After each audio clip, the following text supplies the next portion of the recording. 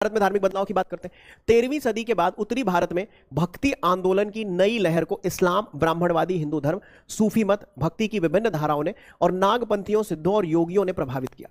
ठीक है, तो बच्चों उत्तर भारत को बहुत सारे लोगों ने, बहुत सारे आंदोलनों ने प्रभावित किया। जैसे कि आप देख रहे हैं कि हिंदू धर्म जो है, इस्लाम जो है, सूफी मत अभी नया आपने देखा, नागपंथीय सिद्धाचार्य आपने देखा, तो इन सारे लोगों ने, और भक्ति मूवमेंट चल रहा था, तो ये उत्तर भारत को इन्होंने बहुत बड़े अंदाज में प्रभावित किया। ठीक है, क्लियर। अच्छा, फिर आगे अब जैसे दो लोग का नाम आता है, जैसे कबीर का नाम आता है, दूसरा बाबा गुरु नानक का नाम आता है, बहुत बड़े नाम है अपने जमाने के। तो कबीर और बाबा गुरु नानक जैसे कुछ संतों ने क्या किया, सभी आडंबरपूर्ण रूढ़िवादी धर्मों को अस्वीकार कर दिया। मतलब उस समय जो जाति असमानता चल रही थी, या उस समय जो धर्म चल रहा था, उसमें जो असमानता थी या जो भी कमियां थी, उस सबका सीधे स्तर पर विरोध किया, और रूढ़िवादी जो भी धर्म चल रहे थे उन सबको अस्वीकार कर दिया, कहा यह बिल्कुल गलत है।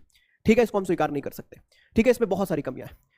लेकिन कुछ संत ऐसे भी थे जो उन्होंने उस समय चल रहे धर्म को स्वीकार किया और इसकी चीजों को और सहज बना दिया और आसान बनाकर लोगों तक पहुंचाने का काम किया। लोग काफी जुड़ गए, जैसे तुलसीदास जी और सूरदास जी। ठीक है, तो तुलसीदास और सूरदास जैसे कुछ अन्य संतों ने उस समय विद्यमान विश्वासों तथा पद्धतियों को स्वीकार करते हुए उन्हें सबके लिए एक्सेसिबल बना दिया, मतलब सबके पहुंच में लाकर खड़ा कर दिया।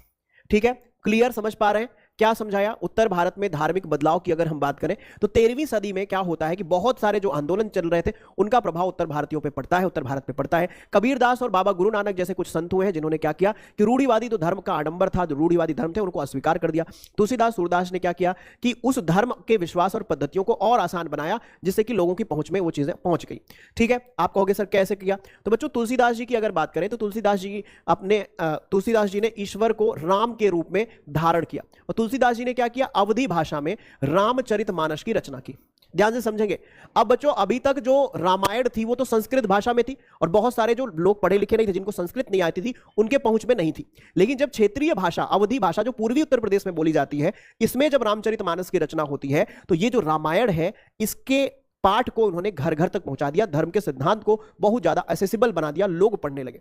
वहीं पर सूरदास की अगर बात करें तो ये भगवान के रूप में श्री कृष्ण को मानते थे, और ये सूरदास जी श्री कृष्ण के अनन्य भक्त थे। इन्होंने बहुत सारी रचनाएं रची। उनकी रचनाएं सूरसागर, सूरसारावली, साहित्य लहरी में संग्रहित है।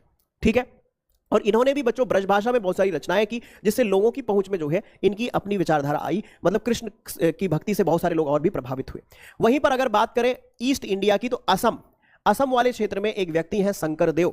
ठीक है बच्चों, शंकरदेव ने विष्णु की भक्ति पर बल दिया और असमिया भाषा में कविताएं तथा नाटक इन्होंने लिखा। और जो शंकरदेव है, इन्होंने नामघर की स्थापना की। किसकी स्थापना? नामघर की स्थापना करने की पद्धति चलाई, जिसमें कविता पाठ होता था और वह एक प्रार्थना गृह के जैसे प्रयोग होती थी।